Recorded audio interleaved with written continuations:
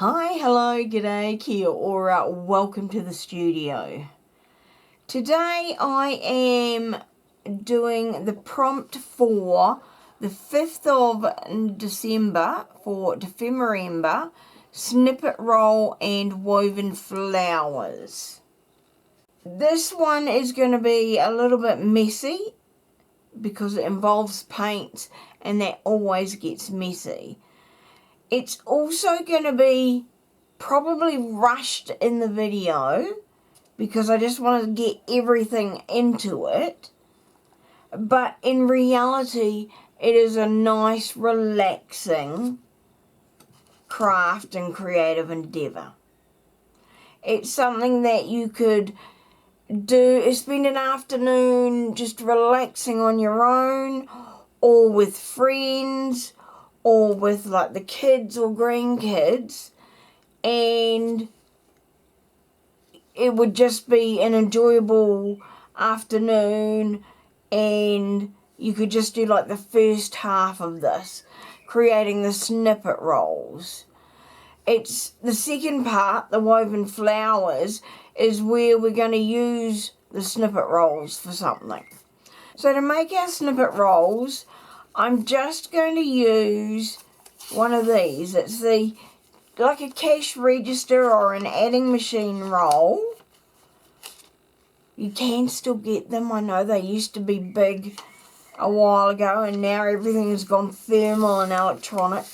But you can still get them. Materials that I'm going to use, I've got acrylic paints and I'm using the Dina Wakley paints just because I find they're really smooth and they just spread so nicely.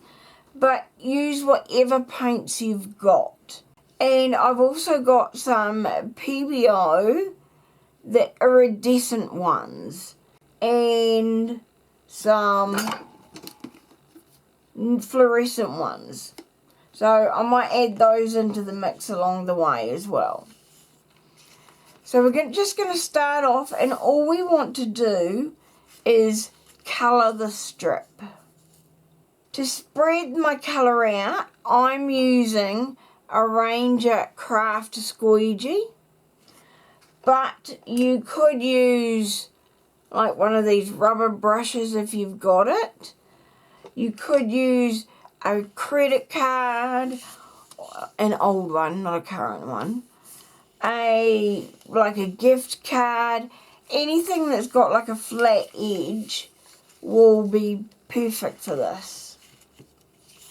So now to start off, I'm just going to pick like a couple of colours, and some of these are running out, so you have to bear with me while I get the paint flowing. That's kind of why they're on their sides. And all we want to do is put in 2 or 3 blobs, literally, of colour.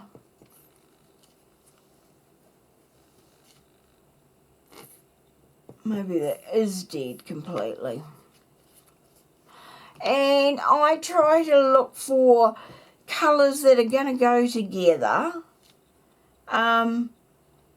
Maybe you've got a project in mind, think about that.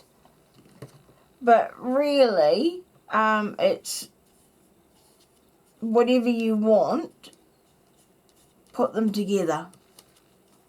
Pick your favourite colours to start with. So now, all I'm doing is spreading the paint out as thin as I can, and I'm trying to get the entire surface of this cash register strip. Now when you're first starting out, the first bit, until you've been able to get a few, inches or centimetres started, is always a bit more difficult.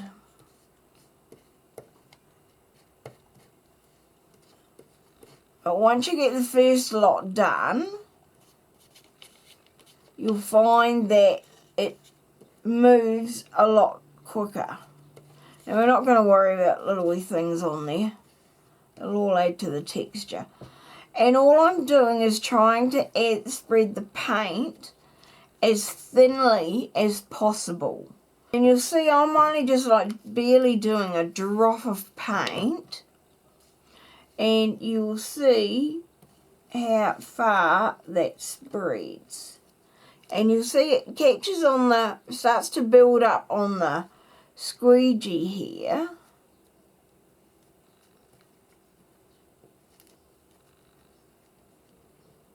So that is how you can keep painting more and more when it looks like you've run out of paint.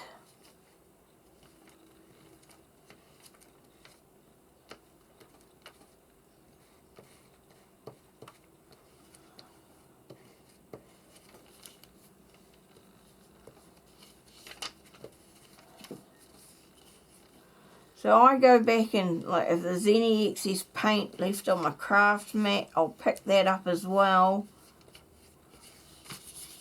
And then you keep unrolling. And, like, I work across the whole surface here. And as I get to here and kind of fill up, this lot, because I've painted it so thinly, will be dry. Like, I can feel that now. And this area here is pretty much dry already.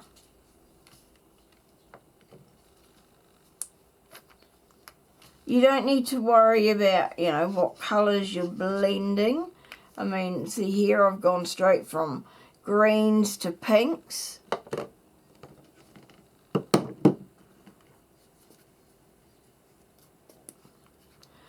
And I mean, I prefer bright colours. But, I mean, if you're a pale colour person, then use pale colours. You get a completely different effect depending upon the colours that you use. And you find using this craft scraper, the colours instantly blend. So now I'm trying to move the colours around in different ways so that I'm blending as I lay the colours down as well.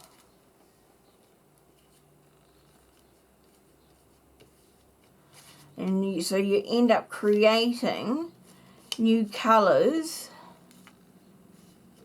as you go along. Now you find when you first start, the colours will be a lot clearer and they do get a little bit more muddy the further along you go, but that, I mean, you can always go back over the top with some more colours.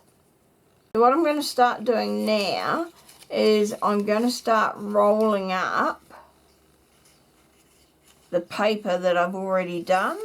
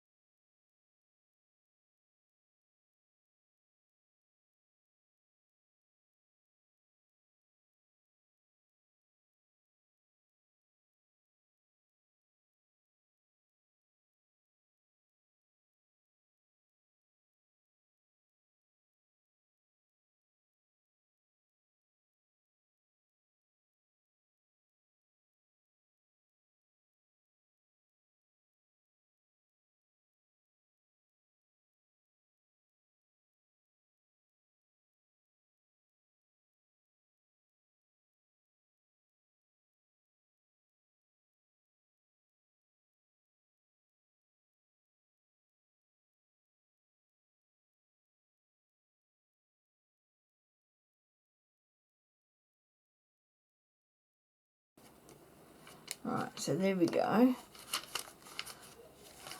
So starting to get a wee bit muddy there. So now we're gonna tear this off here. And I mean, you can see I've still got plenty more on that roll. And I mean, it started off kind of this size, so you do get a lot on a roll of paper there. What I'm going to do now is I'm just going to give this a quick dry. So I'll start here, and all I'm going to do is basically just once over to make sure it's dry. Okay, change of scene. So the next thing we are going to do is stamp along the strip. Now you can use whatever stamps you've got. It makes no difference whatsoever that you use. I am just using an archival ink for this, but again you could use whatever ink you've got. Now I'm using jet black. It doesn't need to be jet black. There's so many different ways that you can do this process that it's just, you know, I would be here for absolutely hours trying to explain or offer alternatives that you could do. So yeah, just so many. You also don't need to use a stamping block. Again, it's entirely up to you. So what I'm going to do is just start off, and I mean, you can just randomly go through your stamps and stamp whatever. You don't need to worry also about whether or not you're getting a perfect image, because it's just about creating some visual texture on here. You don't need to be straight. See, all straight away, compare the difference. That to that. Looks awesome. And I mean, I could then just go and stamp this off down here. So I'm still getting like a second print off that. And we're going to go and stamp along the entire length that we have painted. Right, so what we're doing now is we've painted everything and been over and stamped it all with archival ink, and I've just given that a quick blast to make sure everything is dry.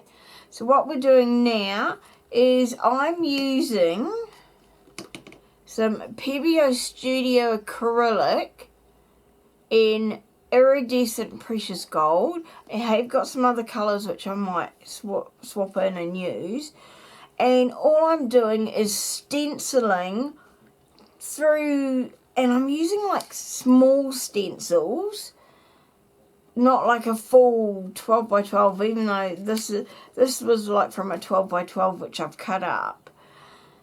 And because we only need a small surface area to cover the strip. And essentially I'm just stamping through over the top of what we've done. So it doesn't matter what it is, or you don't need to be like 100% precise. You don't need to get the image fully complete. All we want to do is just get some paint through, and you really want it to be quite a thin layer, just touching on and going over, because you don't want it to completely block out what is underneath. Plus, you want it to dry pretty quickly. So there we go.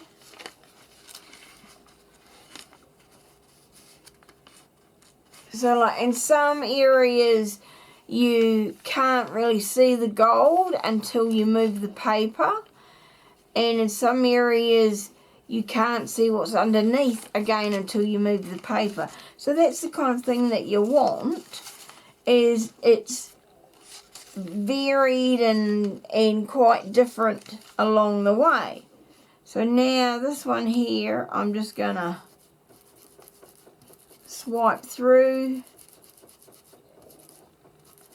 It doesn't need to be too much. Just, yeah, getting a little bit of something different on the paper.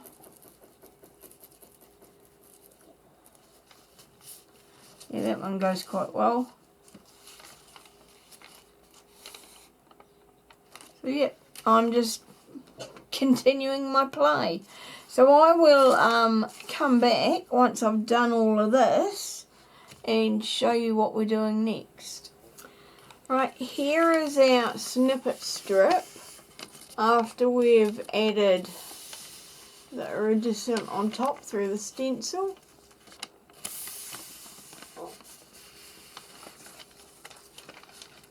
It's upside down. I'm just kind of showing you that I used a bit of blue in there.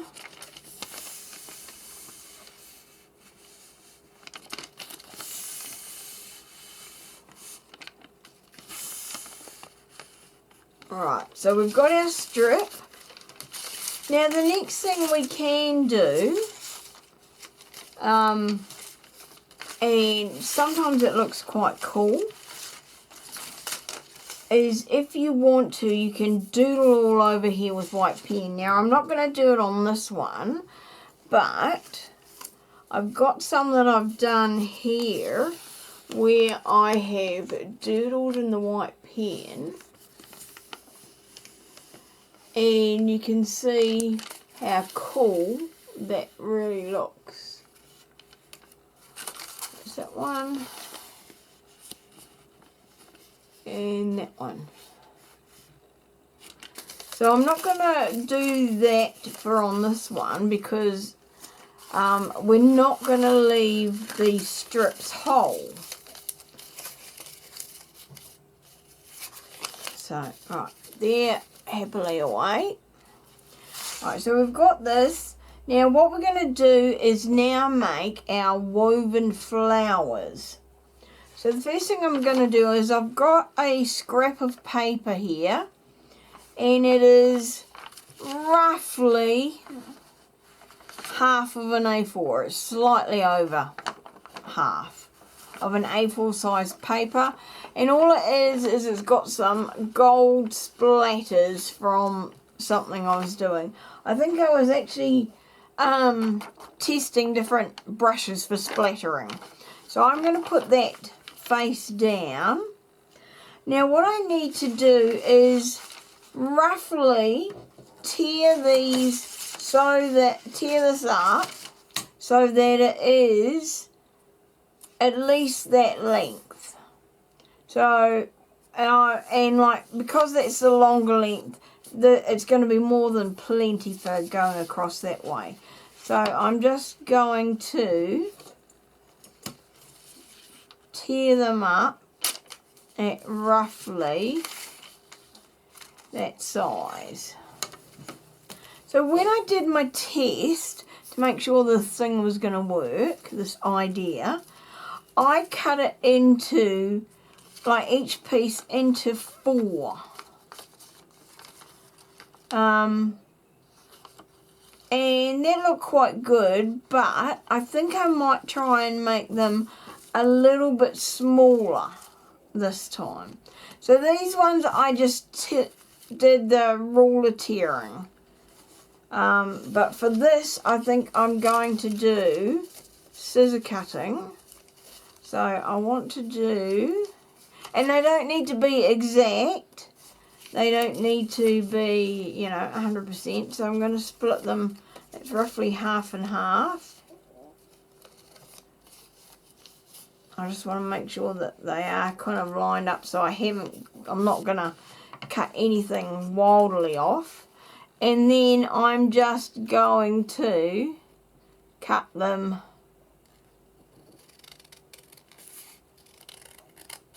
roughly the same size, hopefully. Right, so we've got that all cut up, so we don't need that anymore. Right, so now the fun begins. So I'm going to be using this glue stick here. It's a Japanese brand that I got from the Daiso store, but it is a permanent glue stick. So that means that pretty much once it's glued, it's not going to come undone. Because I found with a lot of like ordinary glue sticks, they're just not holding for what projects that I really need hold. So I'm going to, now I've turned this over so that the gold's on the other side, and I'm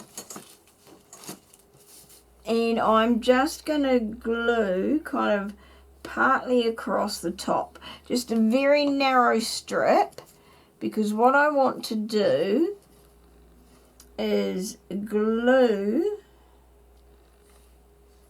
and attach strips. Now the first one I'm lining up with the edge of the paper here. Then I'm going to, and it doesn't matter what order or where I put them, but I'm just trying to line them up so that they are reasonably straightish.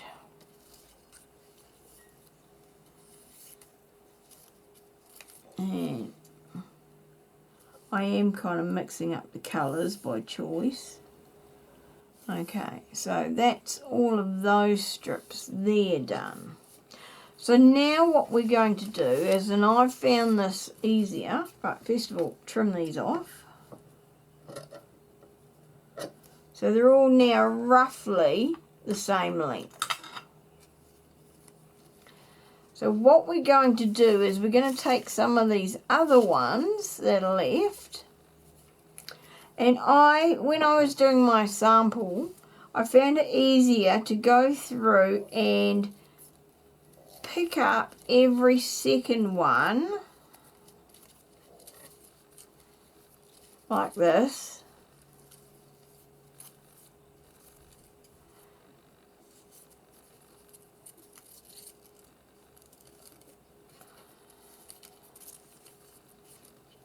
So I've picked up every second one, and now I'm going to take my opposite one and slide that in underneath.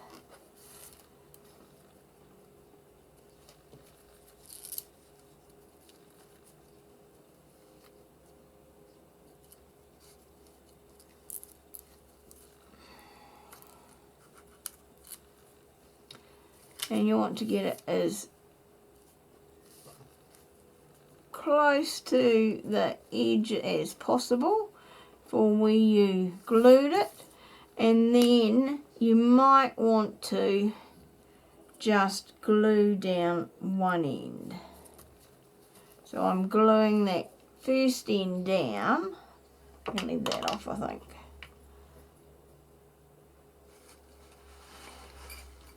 Because we want to make sure that that's not going anywhere.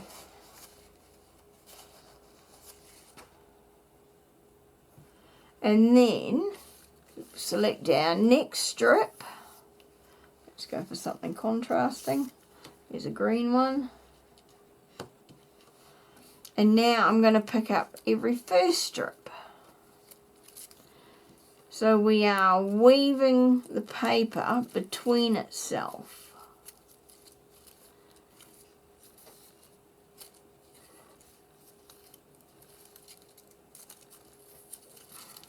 Now you can get into different patterns with which strips of paper you pick up, but for this I'm just going with something relatively simple. So I've got all the first one in, now I'm sliding in that second piece of paper and we're sliding it up.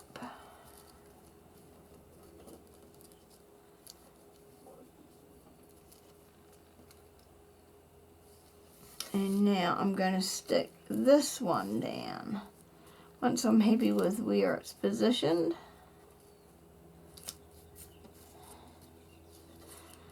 I'm going to try and make sure there's not too many bulges.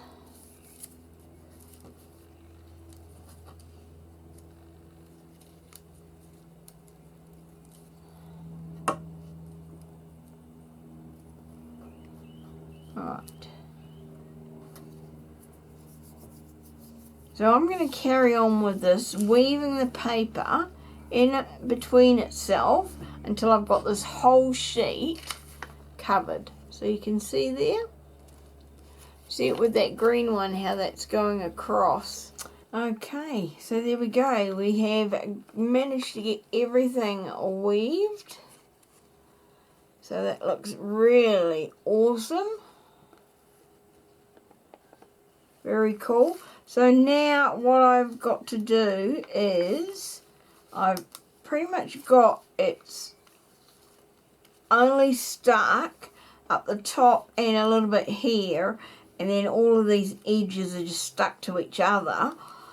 But what I need to do now is actually, if I can lift this up off here, is I need to stick it to this backing sheet so that that will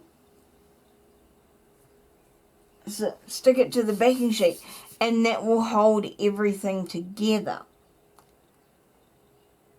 So I was just going to use the glue stick for this, but what I think I might do is do a thin layer of like just PVA glue and let that dry. Now this is my paper glue, paper to paper glue. What I'm going to do is use this glue, which, let me just check it, yep, it's still liquidy. So, oh, it's starting to turn a wee bit jelly, so I'm just going to, now I know the brush has got black, like black paint on it, but I am just brushing all across the backing paper there, and now we are sticking this down, and I'm pressing down. I'm not like rubbing because I don't want to move any of these pages or any of these strips rather from, oops, now this one here, I knew you were going to be a trouble. I knew it. This is the bottom strip, and it's just been coming out from underneath these other ones, so that's okay.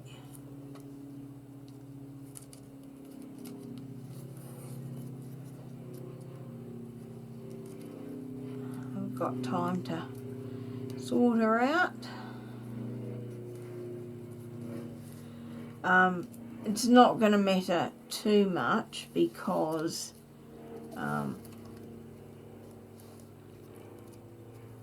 we're probably going to trim this one away. Okay, so my woven paper is now dry.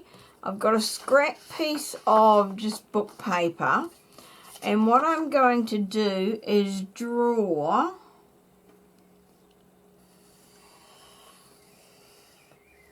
a petal shape. You don't have to be too fussy, you can do it however you want.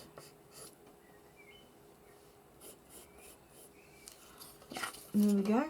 And this is just to give you a pattern for what size we're going to cut out of flower petals.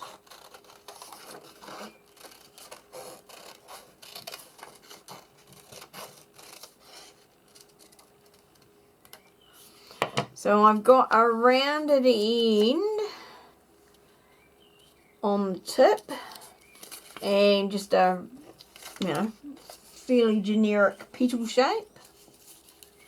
So now what I'm going to do is I'm going to lay this on here and cut out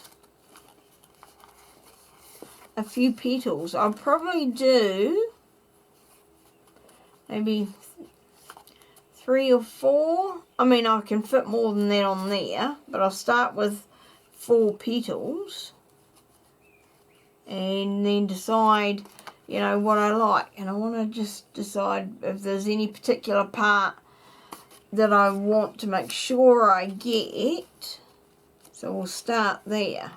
I know that some of these edges are going to be lifting up because of the way we've glued it. So I just want to, with my needle nose here on my art glittered glue, I'm just going to make sure that the edges are all stuck down.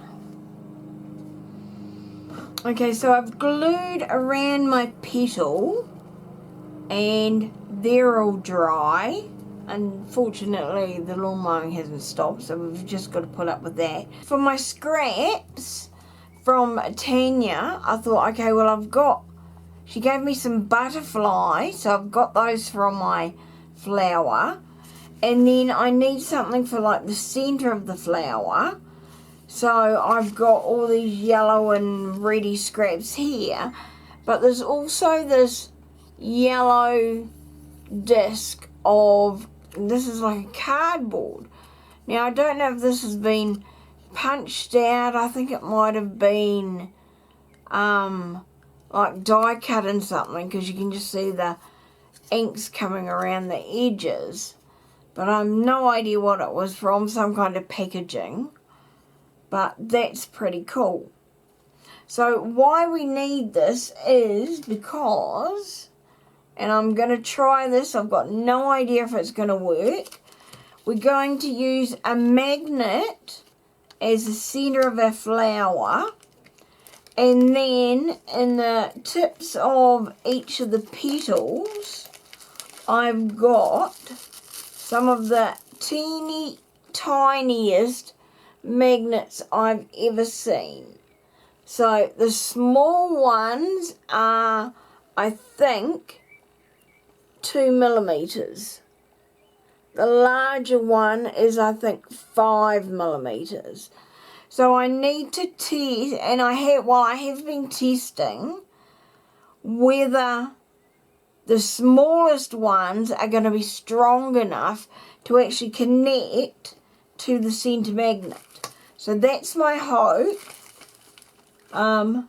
We're about to find out. So now these are, I think, well, making memories magnets I've had for absolute yonks since I was a scrapbooker. I don't know if you can still get them. I'm sure there are other magnets available on the market. So it's got a sticky back, but I am going to, so now first of all I need to decide where we want our flower to be. So if I could get that like about there, I think that would be nice. So there is like a sticky pad on there, but we will, a glue dot, that's what it is.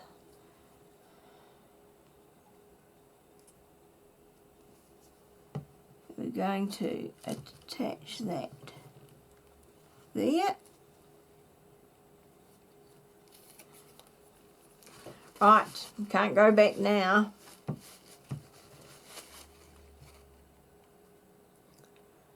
And then, so on top of that, we're going to attach our flower center. So we want that glue. And this is, so this is the 1-inch circle with those 3/8 of an inch dots, and I've laid up 4 of them there.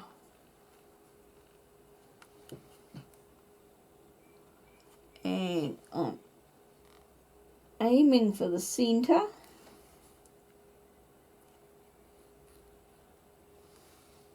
So, right, that's on there. Now, I got these magnets from Temu, by the way. This will be my test one. I'm happy with that. So I'm going to put a dot or a big blob of glue in the middle, and hopefully this glue will hold it. Find some tweezers, there they go. No, maybe not. They're going to stick to them, Paula, because they're metal. So, fingers it is. So, I've got the glue on there, holding the magnet, and I'm now going to glue a small section of this paper over the top.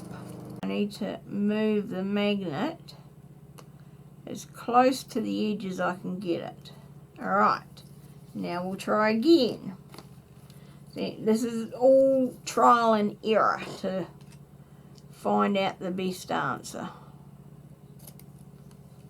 So in which case, I might have to wrap this over the paper.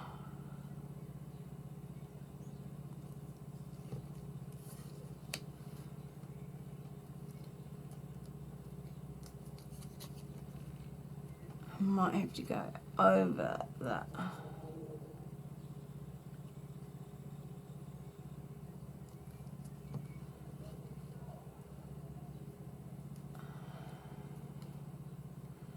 And then I'll have to trim that down. So now, yes, I felt that, I heard it, it works, yes, oh my goodness, it does, it works. Here, let's see if you can hear it, hang on, drop those down. Now it's going to be hard, but, so slide it in. Did you hear that? Or did you see it? Yes! It works! It works! It works! I'm just looking at this and I'm thinking I want to add like a stem and some leaves. Now, I don't have any of the one that I've made today available, but I do have like this greeny one here of a snippet strip, so I might use some of that. Flower petals are there, we've got leaves, we've got to unclip that so we can trim across there.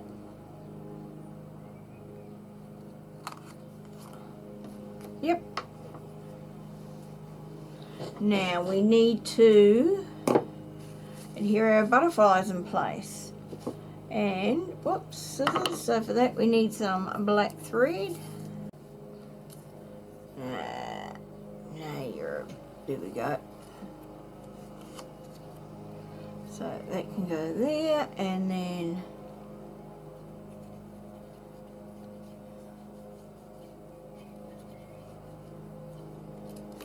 whoops, that wasn't good. We're not supposed to drop it on the table. Ugh, got dropsies today. Alright, so now, and we want that to adhere over the top of there. This is exactly what I imagined when I saw this prompt and saw what I wanted.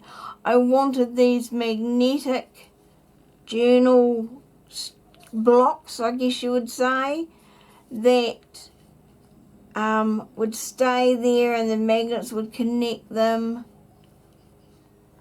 And yeah, I love it. Absolutely love it.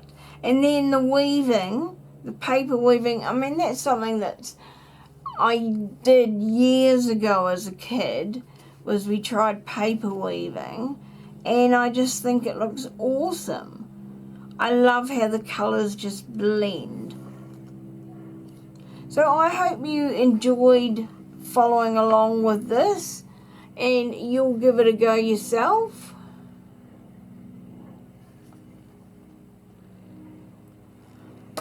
And I will see you back in the studio for for the next prompt.